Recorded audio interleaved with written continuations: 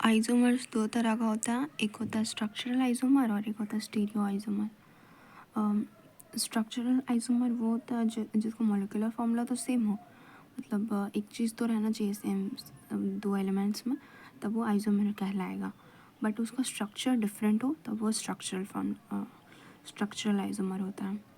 और stereo isomer वो होता है जो they have same molecular and structural formula but different special arrangement. मतलब उसका मॉलिक्यूलर और स्ट्रक्चर फॉर्मूला सेम रहेगा पर उसका स्पेशल अरेंजमेंट यानी कि स्पेस में अरेंजमेंट अलग अलग रहेगा।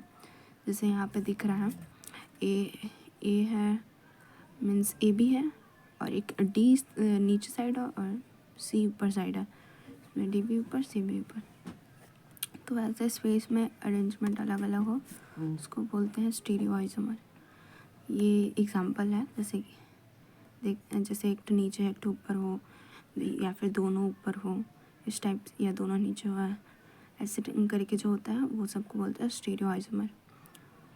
अब next, stereo isomer two types का होता है, एक होता है कन्फिगरेशनल और एक होता है कन्फर्मेशनल। कन्फिगरेशनल मतलब नॉन मीन्स सेपरेबल, जिसको हम लोग सेपरेट कर सकते हैं, और कन्फर्मेशनल मतलब कि सेपरेट नहीं हो सकता। तो कन्फिगरेशनल आइसोमर दो टाइप्स का होता है, एनांशियोमर और डायास्टीरियोमर। एनांशियोमर जो है वो मिरर इमेज होता है और diastereomer non mirror image. Geometrical isomers are non mirror image.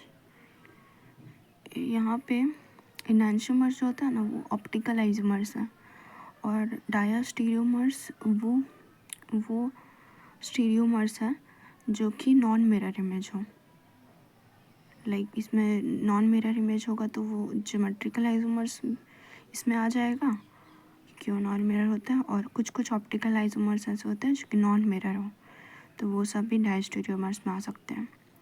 Means condition यहाँ पे ये याद रखना है कि एनांशियोमर्स जो है वो हमेशा ऑप्टिकल आइसोमर ही रहेगा, इसके अलावा कुछ नहीं हो सकता। और डायस्टीरियोमर में दोनों चीज़ आ सकता है, ज्योमेट्रिकल भी और ऑप्टिकल भी। मीन्स डायस्टीरियोमर का मतलब है नॉन मिरर इमेजेस, ठीक है। तो मिरर इमेजेस में एनांशियोमर्स ही होगा और डायस्टीरियोमर्स नॉन मिरर इमेजेस में ज्योमेट्रिकल आइसोमर तो होगा ही और ऑप्टिकल भी हो सकता है कुछ कुछ, ठीक है। अब ज्योमेट्रिकल आइसोमर स्टार्ट करेंगे। ज्योमेट्रिकल आइसोमर्स ऐसे दो फॉर्म में होता है, यहाँ पे दिख रहा है जैसे एक सिस और एक ट्रांस। सिस यानी कि इसका कंडीशन ये है कि इसमें पाई बॉन्ड होना चाहिए, जैसे यहाँ पे डबल बॉन्ड है और डबल बॉन्ड मतलब इस एक कार्बन पे दो एलिमेंट सेम नहीं होना चाहिए, ये फर्स्ट चीज़ है। और डबल बॉन्ड बीच में होना चाहिए दो कार्बन के बीच, और यहाँ पे ये क्लोरीन ऊपर है ये भी ऊपर है तो ये सिस है, मतलब सेम साइड पे है, ये साइड सेम है। और एक इस साइड है, नीचे इस साइड है और एक ऊपर साइड है इधर, तो ये ट्रांस हो गया। मीन्स एक ऊपर हो एक नीचे हो तो अलग अलग साइड है तो ट्रांस है। और इसमें दोनों ऊपर है या दोनों नीचे हो तो वैसे में ये सेम साइड होता है तो सिस हो जाएगा।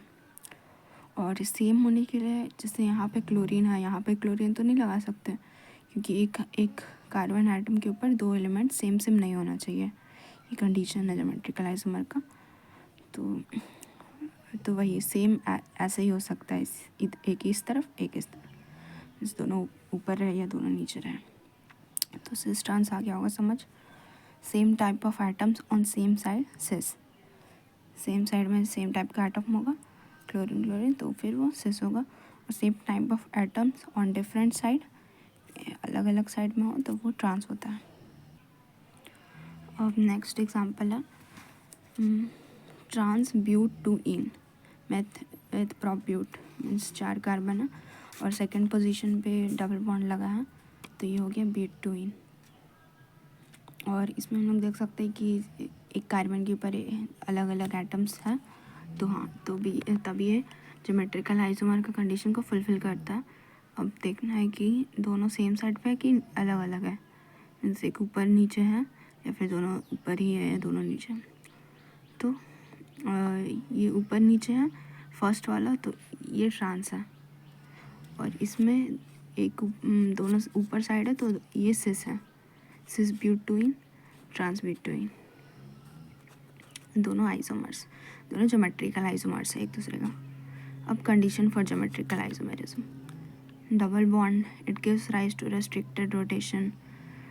तो हम बताए थे कि ज्योमेट्रिकल आइसोमर में डबल बॉन्ड होना चाहिए और एक ही एटम पे दो एटम्स, दो एलिमेंट्स सेम नहीं होना चाहिए। ठीक है, तो पाई बॉन्ड है रेस्ट्रिक्टेड रोटेशन। और इसमें पाई बॉन्ड आने का वजह से हम लोग पढ़े थे कि जो एस होता है वो सिंगल बॉन्ड, ऐसा सिंगल बॉन्ड बनता है,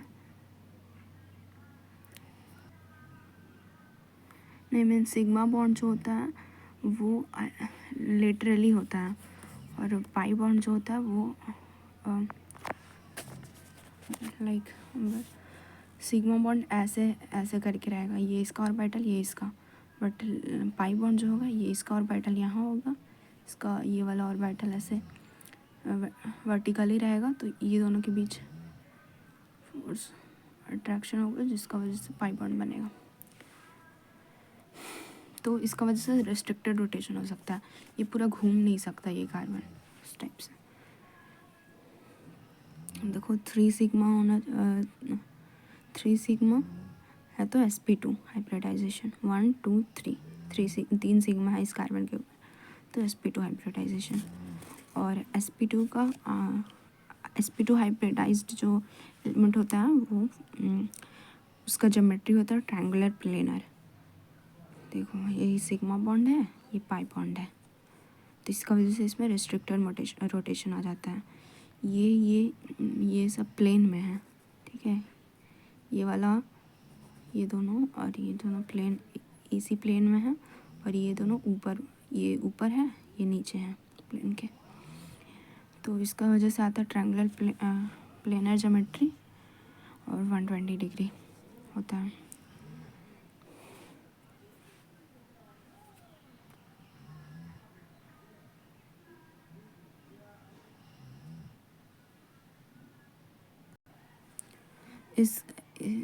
इस ऑर्बिटल और इस ऑर्बिटल के बीच 120 डिग्री एंगल है, इसके और इसके बीच 120 डिग्री एंगल है, इसके और इसके बीच प्लेन में 120 डिग्री एंगल है, ठीक है। और इससे ये ऊपर वाला लेंगे तो ये 90 डिग्री होगा, ये 90 डिग्री होगा, तो जो ऊपर नीचे है वो उससे 90 डिग्री होगा सारा, और जो इस प्लेन में है वो एक दूसरे से 120 डिग्री के एंगल पे है। अब हम ड्रॉ करेंगे cis trans isomers of hex 3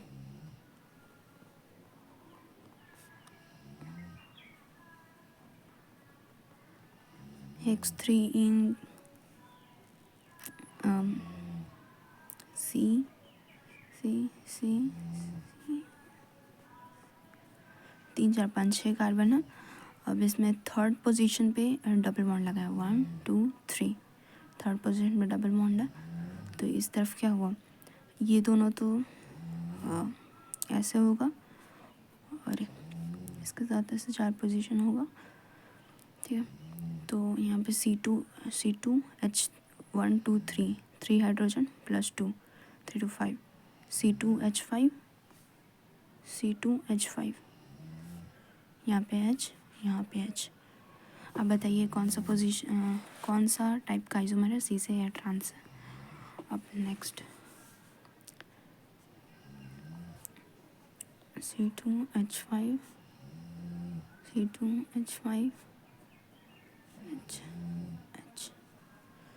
1 2 3 4 5 6 hex 3 in trance isomer ही है, क्योंकि एक इस साइड है एक उस साइड है, थोड़ा दूर है ट्रांस, और सिस में दोनों सेम साइड पे है, तो ये सिस है, सिस हेक्स 3 इन। नेक्स्ट पेंटूइन का स्ट्रक्चर बनाना है।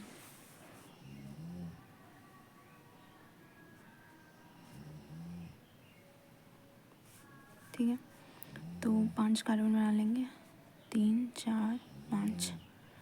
अब पेंटूइन है तो 1 2 सेकेंड पोजीशन पे यहाँ पे डबल बॉन्ड होगा, तो एक तरफ C2H5 मीन्स ये तो ऐसे ही रहेगा, एक तरफ CH3 हो जाएगा और एक तरफ C2H5 हो जाएगा।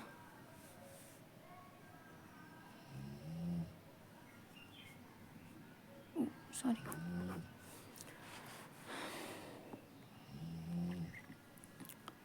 एक तरफ CH3, एक तरफ C2H5 और बाकी जगह हाइड्रोजन लगा देंगे।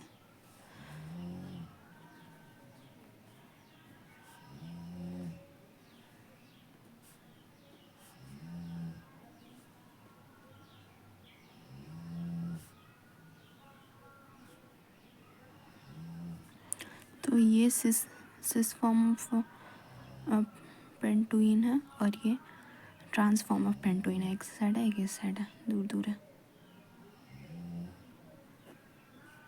ठीक है। 2 groups on a carbon must be different. Like यहाँ पे एक कार्बन पे दो हाइड्रोजन है, 2 एटम सेम है, तो इसलिए ये आइसोमर शो नहीं करेगा। और यहाँ पे अलग अलग है चारों, तो फिर ये आइसोमर शो करेगा। अलग अलग है मीन्स एक कार्बन पे दो सेम नहीं होना चाहिए। एक हाइड्रोजन है, एक ड्यूटेरियम है, तो दोनों अलग अलग चीज़ है। एक का एटॉमिक नंबर 1 है, एक का मीन्स एटॉमिक नंबर तो सेम है, इसका मास नंबर 1 है, इसका मास नंबर 2 है। तो और तो एक कार्बन पे दोनों चीज़ सेम नहीं रहना चाहिए, इस पर भी सेम नहीं है, तो ये आइसोमर शो करेगा। अब हम देखेंगे फ्यूमेरिक एसिड और मैलिक एसिड। ब्यूटूइन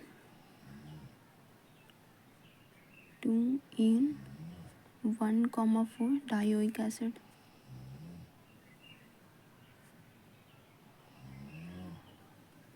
ठीक है, तो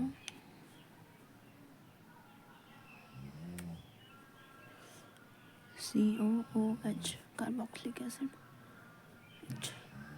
तो ये है but 1,4 dioic acid. But two ene 1,4 dioic acid. और अब दूसरा इसका बनाते हैं आइसोमर।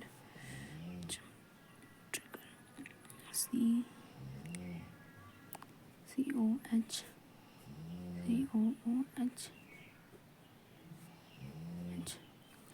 तो ये सेम साइड पे सिस फॉर्म है, cis form of but two ene 1,4 dioic acid is called as maleic acid. ये जो cis form of but two ene 1,4 dioic acid का इसको बोलते हैं मैलिक एसिड, और ट्रांस फॉर्म को बोलते हैं fumaric acid.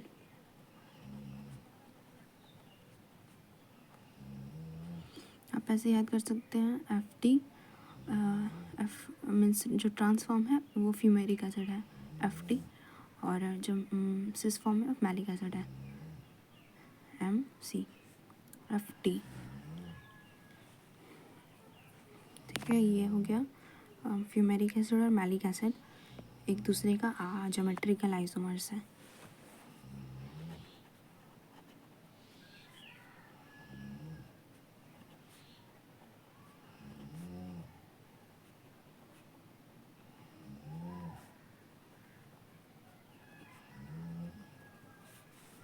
Geometrical isomers of each other.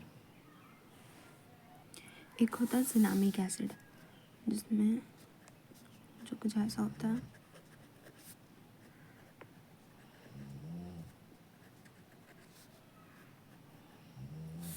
ठीक है।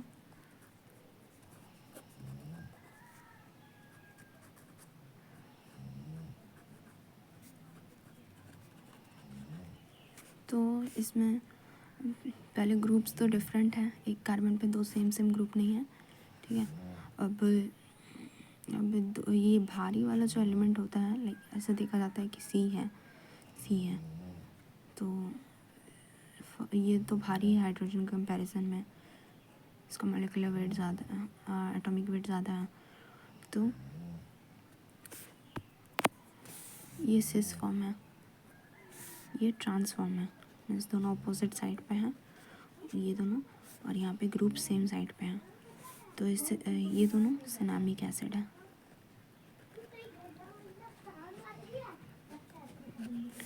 So trans and cis form of cinnamic acid.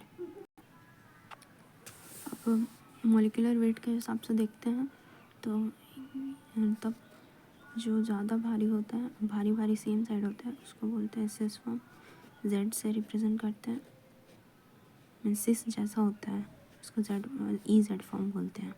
जब लोग मॉलिक्यूलर वेट के हिसाब से जज करेगी कौन सा दो भारी भारी एक साइड है तब सिस, और अपोजिट साइड हो तो ट्रांस फॉर्म को ई फॉर्म बोलते हैं। अब ई जेड क्लासिफिकेशन में हेल्प करने के लिए एक CIP स्कीम होता है जो बोलता है assign priority to both groups of each carbon of pi bond on the basis of atomic weight, means atomic weight के हिसाब से हम लोग को प्रायोरिटी देना है।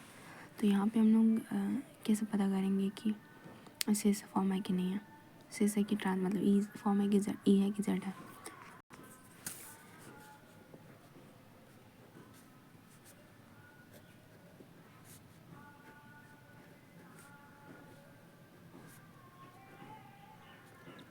हम लोग जानते हैं कि पहले फ्लोरीन होता है, क्लोरीन, फिर ब्रोमीन, फिर आयोडीन एक ग्रुप में, ग्रुप 17 में।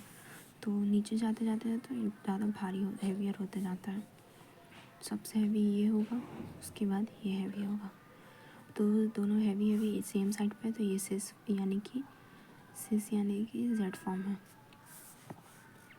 अब दूसरा एग्जांपल लेते हैं।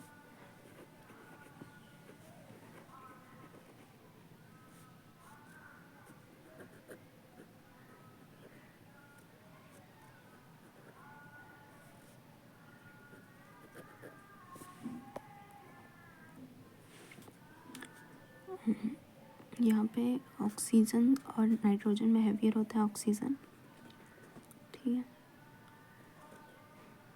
अब उसके बाद नेक्स्ट कार्बन है यहाँ, तो हम लोग जानते हैं कि यहाँ पे ये दोनों एलिमेंट और यहाँ पे ऑक्सीजन कार्बन हाइड्रोजन है, तो ये ज़्यादा हैवी होगा ये दोनों में। एक एक साइड करके देखना है, लाइक पाई बॉन्ड का इस साइड देखेंगे, फिर इस साइड देखेंगे।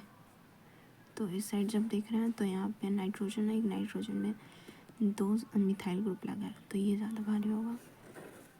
तो ये दोनों सेम साइड में है, यानी कि सिस फॉर्म जेड फॉर्म है।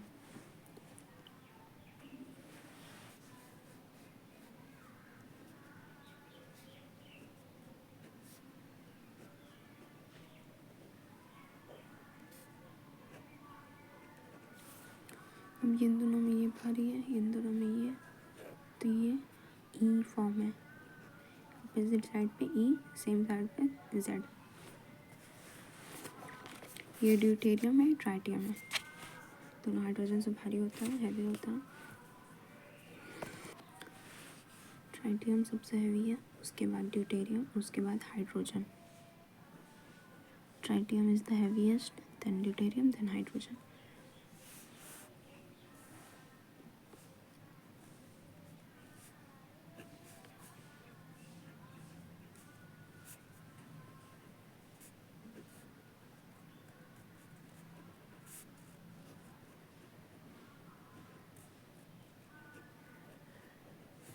अब यहाँ पे ये ज़्यादा हैवी होगा और यहाँ पे ये होगा, तो ये दोनों जेड फॉर्म, ये जेड फॉर्म हो जाएगा। और इसमें जब डबल या ट्रिपल बॉन्ड लगा हो तो हम लोग इसको ऐसे ब्रेक डाउन कर सकते हैं, like C double bond C है तो इसको सी,